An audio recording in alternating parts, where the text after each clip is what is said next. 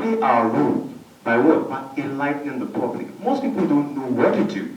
It is our role as journalists to explain that to them. Now, in terms of democracy, the press has a role to sensitize the citizens on our civic responsibilities. We need to also do other things like pay our taxes, keep the environment neat, and respect the rights of other citizens. Because most of us think that it's only the government that has the role to play in upholding people's rights. No, we also have our roles to play. Our compare made a statement earlier that she couldn't sleep on Sundays because of noise. That is impinging on someone else's private, another person's rights. So this goes beyond just the political officers. It also impinges on the media. I'll move on now. It is also an onus on the press to do political auditing, to discover and expose corruption, abuse of power, and ask questions about how resources are allocated. These are things that make a democratic society. Take, for instance, recently launched the 2023 budget, around 20.77 billion. I have not seen major media houses in the country say, what are you going to spend this money on? What do you want this money for? This is the role to ask questions. Where is this money going to? The ones that you collected last year, have you been able to spend them? So this is our role in ensuring that we have a sustainable democracy. In conclusion, Thank you. a sustainable democracy, Make your point. the media educate on the need. Okay, so I want to challenge us as I leave here. 2023 is coming. We must ensure that you and I play our role. Thank you very much. Thank you, everyone. I'm sure you guys can be to be out of here. While our panel of judges are working out who is the best, who is the first, we quickly go to the next one where we present our awardees. So the certificate is ready. Mr. Lincoln of Tufodure. It's represented by his son.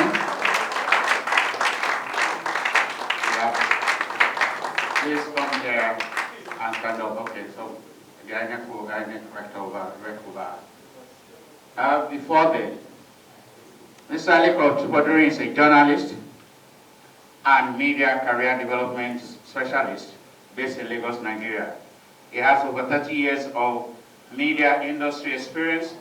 Mr. Tufodure is presently the Secretary Director of Media Career Network, Nigeria, foremost media mentoring and coaching organization. He was former managing editor and Sunday editor of the Nation newspaper. He was also former group news and political editor at the Punch newspaper. He is the founder of Journalists for Christ and fellow of Thompson Foundation, Pointer Institute of Bloomberg Africa. So, for Mr. Aliko Tufodure, he has been a good supporter of the House, and on behalf of AFYNP, we would like to present and appreciate you for this. Thank you very much.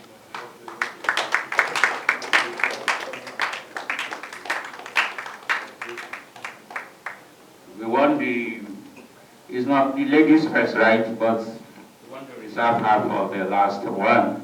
The next person is Professor Suraj. Oh, okay, he's working on the calculation. Okay, let's have you are still working on the calculation? Okay, let's have Professor Suraj up here. Professor Suraj has been a friend of the House. I think we met in about 5 or 6 years ago, and I can always call Professor Suraj any midnight, any hour of the day. And thank God that all the places we went to this year, all the students connect with him. He's a mentor to them. He joined their WhatsApp group. He can bring things. Dr. Suraj is an associate professor now. He is Dr. Olunifesa Adekunle Suraj. Is the senior lecturer at the Department of Mass Communication, University of Lagos. He is the national coordinator of Nigeria chapter UNESCO University Network of Media and Information Literacy, and one of the foremost media information literacy thought leader with special interest in internet governance, media development and freedom of expression, cyber safety, and knowledge management. Dr. Olunifesi Suraj is a consultant to many national and international organizations. He holds a master's and doctorate degrees in information science and a postgraduate diploma degree in mass communication with several publications. Dr. Suraj, for all that you have done and that we can always call you and that you have always been there, we want to say thank you.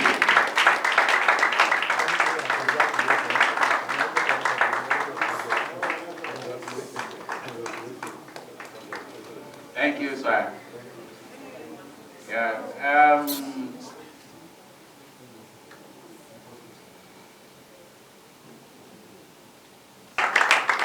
Like I said, we are not giving an award as ED, WSCID. That's a different ballgame. We are not bragging anybody. We appreciate her and our council every time we were in South Africa last week. I enjoyed the time and the session we had. You may not know how much I value that time. God bless you, real good. This is Motrai Alaka is the lead with Wole Soyinka Center for Investigation Journalism, the pioneer organization promoting investigative journalism reporting in Nigeria. Motrai Alaka is particularly excited about issues of communication, development, social entrepreneurship, inclusive governance, gender mainstreaming, and value-driven leadership. Motrai Alaka led the inauguration of the Nigerian Network for Investigative Journalism in 2011. She has developed programs, strategies, curriculums, and harnessed resources in people, competency, and funds in at least in the last 10 years. Can we give a round of applause to her? And we want to say on behalf of AFRIT, we want to say thank you and thank you. We value you.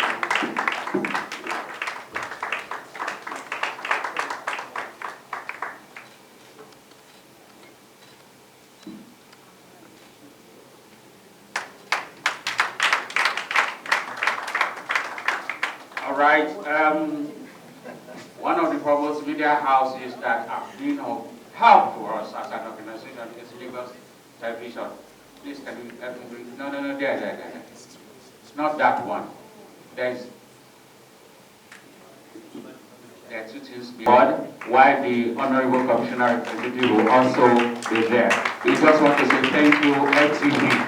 You have been a wonderful media house for us, and we're so glad that you are always there for all our programs.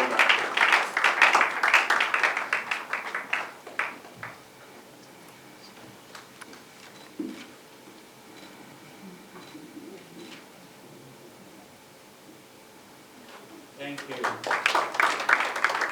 All right, for one of the bigger events that we are here for, like we said in the last 1 year, we through Wole Soyinka Makassar, we had some funding to train some journalists, freelance journalists, campus journalists. We made an appeal, we made a call to action for all the universities in newspaper and all that. At the end of the day, we had like 400 applications. We couldn't train all the 400 students that apply across Nigeria. We were able to reach only 90. And like Dr. Sarai said, in case they want to help us more, we can reach 400 that is there. I remember last week at Dover when I had the opportunity to work with somebody in Ethiopia, and he was saying exactly this thing. He's an executive director, he's a managing director of one of the Ethiopia Dictionary Review. He was one of the speakers. And he was saying the same thing, that most of the mass students they are producing is not the kind that they wanted, that they are getting more people from law and economics in Ethiopia who are coming to the media and they are doing better. And we were just talking about how to strike a deal, whether because we are African Foundation for Young Media Professionals, we're starting in Nigeria, but all our board of advisors are spread across the regional market. Kenya, Ghana, so we're moving across Africa. So I said, okay, we can also work on something, come to Ethiopia, if you have all the, we're not going to charge you, just pay the basics. So we have the privilege of reaching only 90 among the mass students and all in different categories of workshop. One is media entrepreneurship, and the other one is campus journalism, ethics, fact-checking, and data-driven. The other one is women in journalism, because we want to produce, we discover that the ceiling is not yet broken for most of the ladies. Thank God for LTV, we have the GM is a lady, the director of news is a lady, and the director of programs, they are all ladies. But that's not what we have in all the, because where we have women making decisions, it can help a lot of information. So that's why we have the women in journalism developing new talents.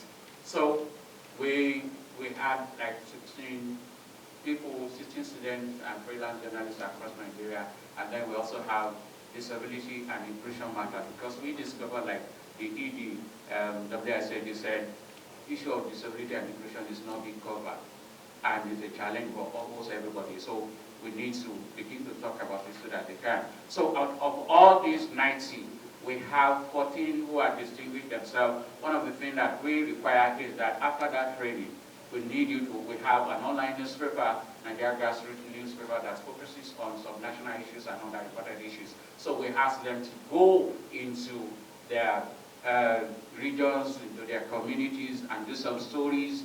And we have an expert and an associate editor that we actually hire to make sure that the stories are done properly with ethics. So out of this, we were able to identify few promising students.